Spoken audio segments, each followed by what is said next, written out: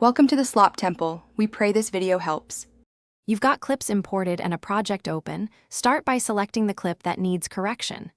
Make sure playback is smooth so you can judge stabilization.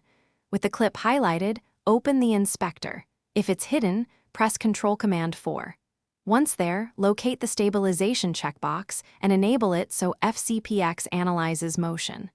Let the analysis complete before proceeding. This initial step tells you whether simple smoothing will suffice, or if rolling shutter and stronger settings are required. Once analysis finishes, adjust the amount slider to control how aggressively Final Cut stabilizes motion. Small increments avoid odd warping. If you see warping, reduce amount and try enabling rolling shutter to fix skew from CMOS sensors. For shots that need minimal movement, enable tripod mode or increase scale to remove black edges. Make sure to check edges at 100% zoom.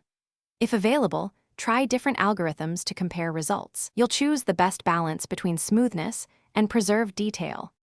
Once satisfied with settings, render the section to view the final result in real time. You want to confirm no new artifacts were introduced. Make a duplicate of the clip and toggle stabilization to compare before/after. This ensures you didn't oversmooth details.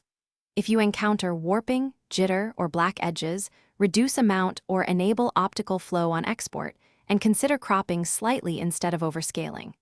If problems persist, return to the original clip and stabilize smaller subsegments rather than a full long take. Thanks for watching. Consider subscribing if we helped you.